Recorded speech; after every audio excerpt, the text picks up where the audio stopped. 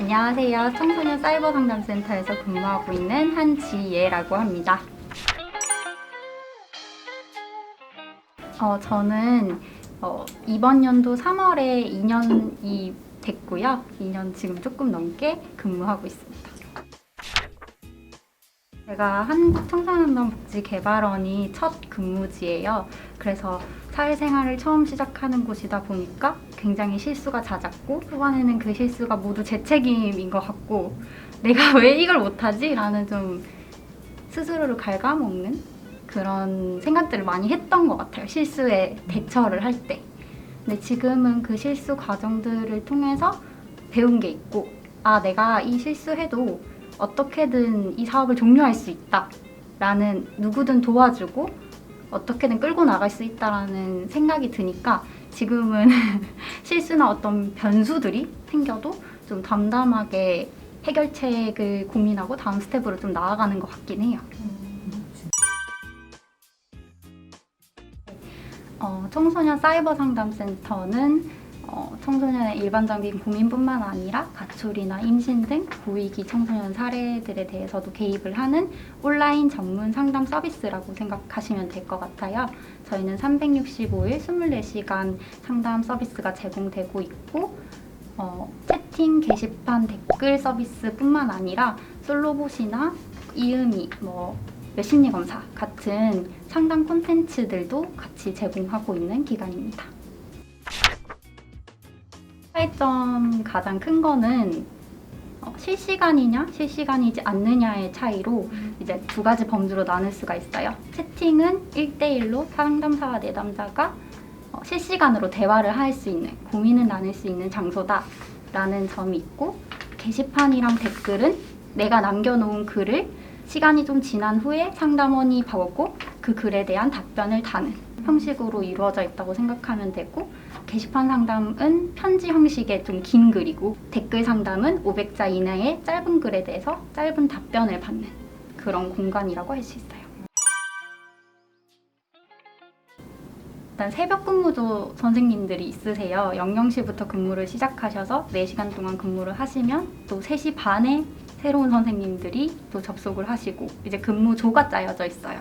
그래서 그 선생님들이 잘 출근을 하는지, 선생님들이 상담을 하면서 위기 사례 개입이 어렵지는 않은지 신경을 써야 되고, 새벽에도 게시판 상담이나 댓글 상담이나 그 상담 글들이 올라오기 때문에 선생님들을 새벽에도 근무할 수 있도록 글을 배정해 주거나 그런 것들을 모니터링하는 업무들을 하는 거죠. 24시간 안에 아이들한테 답변을 줘야 되기도 하고 자주 오는 내담자들이 있기 때문에 그런 내담자들은 특정 상담 선생님을 요청하는 경우들도 있거든요. 그래서 그 선생님한테 배정을 한다든지 아니면 상담 글을 검토했을 때 이건 상담원이 답변할 수 없는 내용이다 할 경우엔 저희가 답변을 달고 있거든요.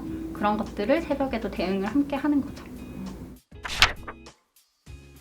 제 입사 초반 때 모니터링 근무를 이제 하는 와중에 서면을 걷고 있었거든요. 배정을 하고 이제 잠시 서면에 물건 살 게 있어서 이제 시내를 걷고 있었는데 그때 위기 개입 전화가 온 거예요. 그래서 경찰이랑 사이버 상담원 선생님 그 친구를 추적하고 있는 상황이었기 때문에 실시간으로 계속 연락이 와서 서면 한복판에서 2시간 동안 전화를 붙잡고 있었어요. 근데 이제 옆엔 너무 시끄러우니까 상담원 선생님들도 선생님 지금 어디세요? 시끄럽죠? 이러면서 그 지하철 화장실에 들어가서 전화하고. 그래서 진짜 취미생활이 중요하다는 생각을 했거든요. 그렇게 일을 하고 일을 끝냈을 때 다시 나의 일상으로 돌아오는 어떤 것들이 있어야 돼요. 그냥 쉬기만 하면은 이렇게 분리가 안 되는 느낌이고 여전히 내가 일을 하기 위한 대기 시간을 가지고 있다라는 느낌을 받거든요. 그래서 나로 돌아올 수 있는 일이 뭘까 고민을 하다가 저는 일기를 쓰거든요. 그래서 꼬박꼬박 일기를 쓰고 내 생각을 정리하고 아니면은 그 인스타를 하는 이유도 기록용인데 맛있는 거, 예쁜 거, 좋은 거 또는 내가 경험한 것들을 기록하는 용도로 많이 쓰는 것 같아요. 요즘엔 영역을 좀 확장해서 그 아이패드로 그림 그리거나 그렇게 해서 공유하고 있어요. 이게 혜옥 선생님이 이제 물을 말리셨거든요. 이 사진을 저한테 보내주셨어요. 그래서 제가 이거를 캐릭터로 그려서 귀엽다. 무청 추운 겨울, 그때가 겨울이었거든요. 그래서 이렇게 그림으로 만들기도 하고 와. 저희 회식하는 사진이 와. 얼굴이 노출되면 조금 부담스러우니까 그냥 그 위에다가 그림을 그려서 추억으로 남기기도 하고 귀엽다. 제가 일기 쓰는 거를 그냥 그림으로 그려서 그림 일기 장난 형식으로 아니다. 만드는 거를 요즘 취미생활로 하고 있어요. SNS를 관리하는 담당 선생님께서 매일 SNS 계정들을 보면서 그리고 아웃니치 선생님들이 발굴하는 키워드들, 연관 키워드들 이런 것들을 정리해서 사이버 상담원 선생님한테 지속적으로 제공하고 있고요. 그리고 뉴스라든지 요즘 아이들이 쓰는 은어들을 고민하고 생각하는 것 같아요. 근데 이거는 정말 타고 들어가서 알게 되는 것 같아요.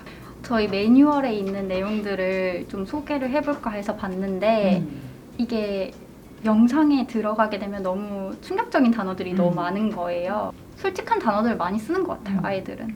매뉴얼에도 그걸 참아 쓸 수 없어서 부모님과 욕을 섞어서 검색하세요. 이런 식으로 적는다든지 검색을 하면은 그 분노에 찬 청소년들의 글들이 많이 올라와요. 그래서 가출팸 1탈계 뭐 이런 거거든요. 근데 가출팸 1탈계라고 해시태그 다는 사람들이 없어요. 그런 친구들은 성인이에요. 그 아이들을 유인하기 위해서 그 SNS 계정을 쓰고 있는 성인들이고 정말 실제로는 우리가 입에 담을 수 없고 이게 무슨 말이지? 라고 생각하는 단어들을 아이들이 쓰고 있어요. 저는 청소년기 중학교 때 제일 진지하게 고민했던 게 공부 왜 해야 되지? 이 고민을 정말 많이 했어요. 그래서 학교 선생님한테 찾아가서 선생님 제가 수업 다 들을게요. 그리고 부수적으로 시키는 거 다 할게요. 근데 공부 외의 시간에 제가 책 읽고 딴짓하는 거에 대해서 뭐라고 하지 말아주세요. 이렇게 나 그때 고등학교였나? 중학생 때부터 고민을 하기 시작해서 고등학교 야자 시간 때 야자 시간에 제가 책 읽을 테니까 공부 안 해도 뭐라고 하지 말아주세요 라고 담임 선생님한테 얘기를 했었거든요. 그만큼 공부를 왜 해야 되지에 대한 정말 진지한 생각을 했었어요. 정말 다행히도 정말 좋은 담임 선생님을 만나서 그 왜 그렇게 얘기를 하는지에 대해서 물어봐 주셨고 얘기를 또 제가 대답을 했고 선생님이 응원해 주셨어요. 그럼 네가 진로를 찾을 때까지 그 고민에 대한 답을 찾을 때까지 조금 고민해봐라. 근데 그 시간 동안 너에게 뭐라고 하지 않을게 라고 하셨어요. 그래서 저는 친구들 열심히 공부하고 있는 시간에 책 보고 뭐 딴 거 뭐 끄적거린다든지 네, 다른 거 하면서 시간을 보냈던 것 같아요.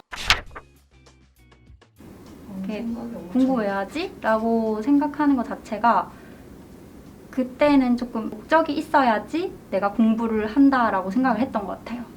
지금 생각해보면은 어떻게든 나의 목표점은 고민하면 생기게 되어 있고 그때를 준비하기 위해서 내가 지금 기본적인 공부들을 해나간다 라고 생각하고 꾸준히 공부를 하는 정말 바른 친구들이 있을 거예요. 근데 저는 목적이 없었기 때문에 내가 공부할 이유가 없다. 그렇다면 내가 이 공부를 지속해야 될 상황이 아니다 라고 판단을 했고 그 의사를 분명히 선생님이랑 부모님한테 얘기했던 것 같아요. 근데 그 대신 그때는 여행사 직원이 되고 싶었기 때문에 영어 공부는 좀 하겠다. 그리고 전 세계의 역사나 상황이나 이런 것들에 대해서 난 책을 읽고 싶다. 그리고 나중엔 책도 출판하고 싶다. 정규 교육과정이 아닌 그런 것들 위주로 좀 해보고 싶다. 라고 얘기를 하고 그 시간에 계속 사실 공부를 하진 않았고 소설책만 읽었어요. 이제 그러다가 상담사라는 직업을 알게 됐고 그럼 재밌겠다. 내가 다른 세계를 여행하는 것처럼 누군가의 세계관을 여행할 수 있겠다. 그러면 상담학과에 가려면 어떻게 해야 되지? 아, 나 지금 공부해야 되는구나. 내신을 챙겨야 돼. 이렇게 하고 정신 차려서 공부를 하기 시작했던 것 같아요. 그냥 어떤 청소년들을 만나든 와닿진 않겠지만 너를 위해서 노력하는 많은 사람들이 있고, 그리고 너를 모르는 사람도 너를 위해서 일하고 있고, 너를 위해서 힘든 생활을 버티고 있다. 그러니까 힘을 내서 너의 삶을 좀 주체적으로 살았으면 좋겠다. 얘기해주고 싶어요.